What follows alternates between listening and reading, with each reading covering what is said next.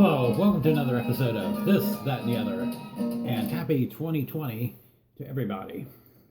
It's January 1st, and today I'm going to be talking about a controversial TV show that was only on the air one episode. As a matter of fact, it fully aired on part of the country, and when it reached Cleveland, it was only on the air for 15 minutes and pulled off the air.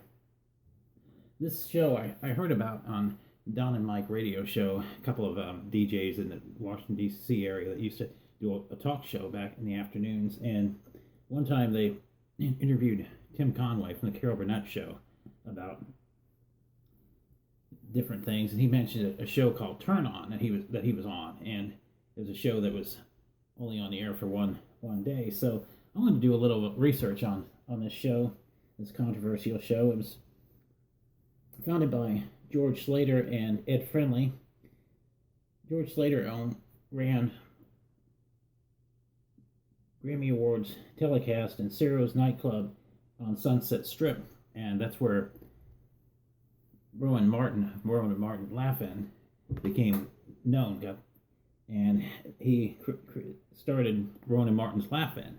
He came up with the second idea of the show Turn On, which featured Teresa Graves, Hamilton Camp, Mel Stewart, and Chuck McCann. And I've never heard of any of these people, but the first show was hosted by Tim Conway. And what I understand, Tim Conway on the show kept attempting to commit suicide on various parts of the show throughout the show. And the show was considered racy. It discussed sex, religion. The show aired on February 5th, 1969 at an 8:30 time slot. And the show that was on before it was Peyton Place, a kind of a serial type show, soap opera type show. The show was on before Turn On slot was Here Come the Brides, about a show about men moving west, to loggers moving west, and there are no women, and women come from the East Coast to become brides to the women, called Here Comes the Brides. And after this 8:30 slot, it's Tuesday night at the movies, and it was sandwiched in between Turn On. The timing of the show was not a good time slot to put the show on, and that's what I was able to get out of it. And like I said, Tim Conway hosted the first show, and he said that on the interview that it was the first day they ever had the